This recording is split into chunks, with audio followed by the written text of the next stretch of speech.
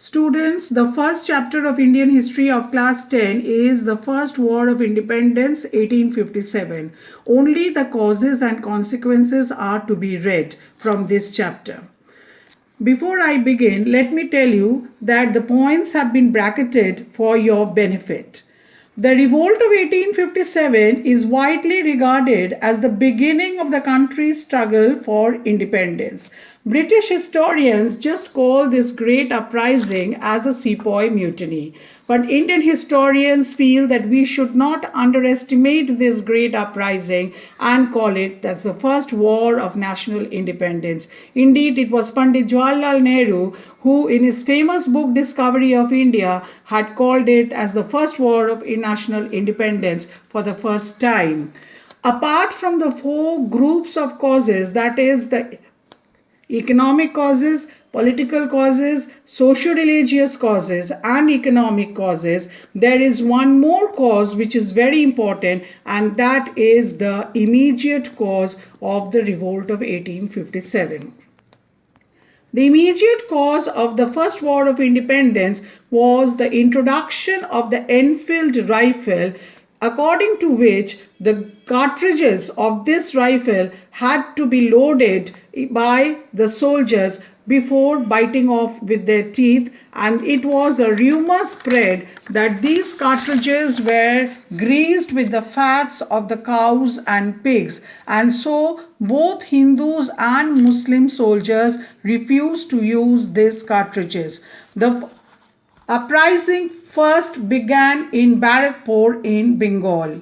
Events at Meerut, events at Delhi, events at Kanpur, events at Lucknow are all to be omitted. We straight away take up the causes of the war, and the first is the military cause. The first point of military cause is the General Service Enlistment Act. Now, what was this General Service Enlistment Act?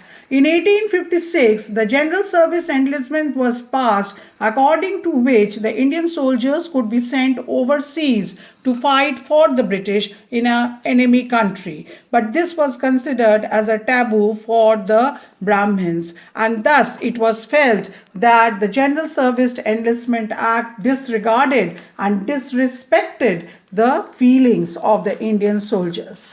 The second point is the numerical strength of the Indian soldiers. What does this mean? It means that 40,000 British soldiers were fighting against 2 lakh Indian soldiers. This gave the Indians confidence to fight against the British. But what the Indian soldiers did not understand was the superiority of their war tactics, and the British soldiers all were far above in their resources than the Indian soldiers. The third point is the annexation of Oudh or Awadh. Oudh or Awadh was the name given by the British to the present Lucknow, the capital of Uttar Pradesh. Oudh was annexed by Lord Dalhousie on a very flimsy ground that it was not being governed properly. Nearly 1/3 of the sepoys had come from Oudh, so the annexation hurt their feelings. Moreover, there was a provision of the Batta system which was started by the British. Once a province was annexed, it ceased to be foreign, and the soldiers were deprived of this Batta system.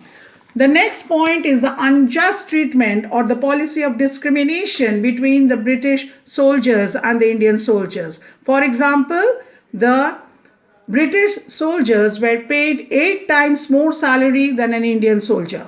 Second point is that highest post for an Indian soldier was the post of a Subedar.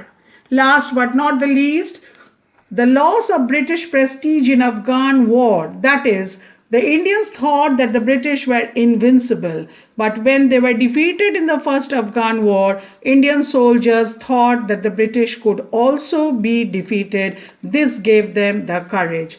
Thank you. We'll stop here today.